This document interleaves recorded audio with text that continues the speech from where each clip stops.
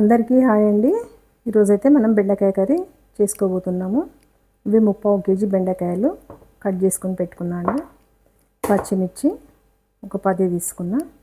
Onion ఒక పెద్ద size onion అయితే చిన్నగా కట్ చేసుకొని పెట్టుకున్నా. ఇప్పుడైతే మనం బెండకాయ కర్రీని అయితే సింపుల్గా ఈజీగా ఎలా చేసుకోవాలో అయితే చూపిస్తాను. స్టవ్ మీదనైతే కడాయి పెట్టానండి. కడాయి పెట్టి ఆయిల్ అయితే పోసుకున్నాను. ఇప్పుడైతే ఆవాలు వేసుకుందాం. జీలకర్ర,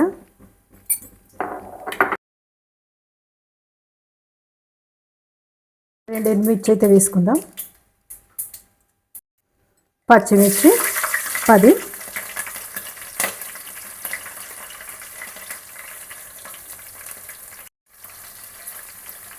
పచ్చిమిర్చి అయితే కొంచెం గోలనిద్దాం.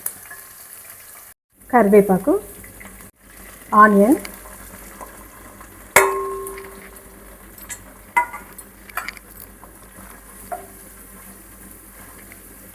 ఆనియన్ అయితే బ్రౌన్ కలర్ అయితే రావాలి.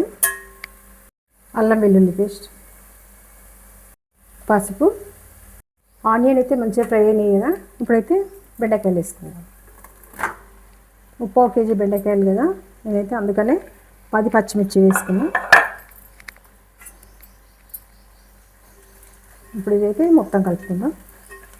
ఇది జిగురు ఉంటుంది కదండి, జిగురు పోయేంత వరకు అయితే మనం కొంచెం ఇలా కలుపుకోవాలి.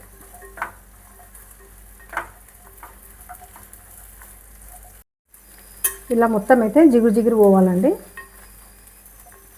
బెండకాయ ఫ్రై మంచిగా పల్లీలు కూడా వేసుకొని చేసుకోవచ్చు. బెండకాయలు టమాటోస్ వేసుకొని చేసుకోవచ్చు. అవైతే ఇంకొకసారి చేసుకుందామండి. ఇప్పుడు బెండకాయలు మొత్తం జిగురు అయితే వెళ్ళిపోయిందండి.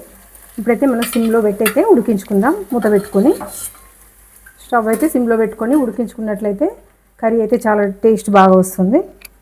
సిమ్లో పెట్టి అయితే ఉడికించుకుందాం.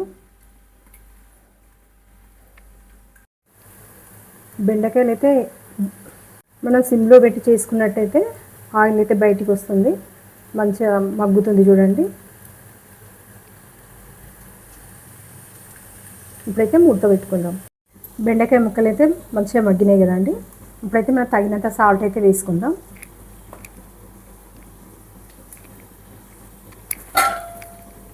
ధనియాల పొడి వేసుకుందాం. కారం పొడి అయితే వేసుకోవడం లేదు. పచ్చిమిర్చి అయితే ఎక్కువనే వేసుకున్నా కనుక కారం పొడి అయితే వేసుకోవడం లేదు. ఇప్పుడైతే మనం కలుపుకుందాం. ఇది బెండకాయ కర్రీ అయితే ఈ విధంగా చాలా సింపుల్గా ఈజీగా చేసుకోవచ్చు అండి.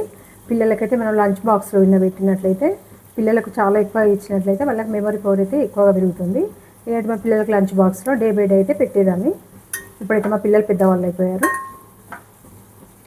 ఇప్పుడైతే ఒక 2 నిమిషాలకి మూత పెట్టుకొని స్టవ్ ఆఫ్ చేసుకుందాం. ఇప్పుడైతే స్టవ్ ఆఫ్ చేసుకుందాం. ఇప్పుడైతే బౌల్లోకి తీసుకుందాం.